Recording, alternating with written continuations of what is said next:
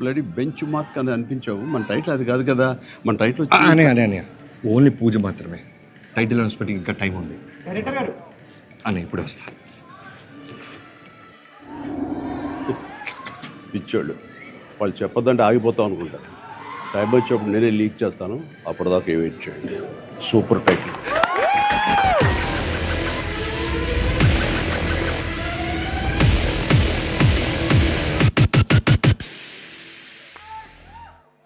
Sir, ఇప్పుడు ఈ video ఎందుకు ప్లే చేశామో మీకు అర్థమై ఉంటుంది.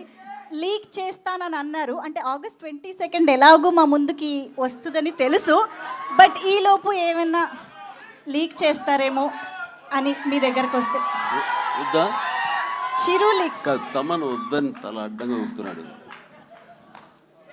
కాదు, 22 టీజర్ అదే నువ్వు ఆరా చేసావు కదా, ఎలా వచ్చింది? అదిరిపోయింది, మామూలు. అందులో టైటిల్ వేస్తారా? టైటిల్ వేసేసాం. అనౌన్స్ చేస్తారా? 22 చేస్తాం. సేమ్ కదిరి కదా.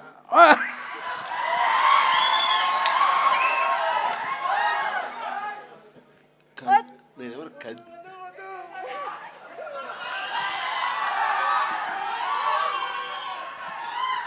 ఆపోలేకపోతున్నాను. మీరేమండి ఆ ఉంటే తూ అంటారు, ఆపండి. వచ్చేసింది. Thank you sir, thank you sir. Sir, Chiru లీక్స్లో భాగంగా మా కొరియన్ కనకరాజుకు కూడా ఏదైనా లీక్ ఇస్తే. Oh yeah, okay. నాకు ఒకటి అనిపించింది, ఈ సినిమా ఎండ్ తర్వాత నెక్స్ట్ పార్ట్ 2 ఉంటుందని అనిపించింది. మరి దానికి టైటిల్ వీళ్ళు అనుకుంటున్నారో లేదో నాకు తెలియదు, కానీ నాకు అనిపించిన టైటిల్ స్పాంటేనియస్గా చెప్పాలంటే కెనియన్ కనకరాజు అయితే బాగుంటుందని నా ఉద్దేశం. కెనియన్ కనకరాజు, ఇది లీక్ కాదు, నా ఊహ మాత్రం, అంతే. అనుకుంటుందని అదైతే బాగుంటుందని. కొరియన్ లాగా అది కూడా కెనియన్ కనకరాజు అయితే బాగుంటుందని. ఎలా తప్పు చేశానా? మీరు చెప్పారు కదా, రెడీ వాడేస్తాను. Excellent, okay, good good, super super. Thank you sir, thank you very much. Okay, so Chiru leaks హ్యాపీయా?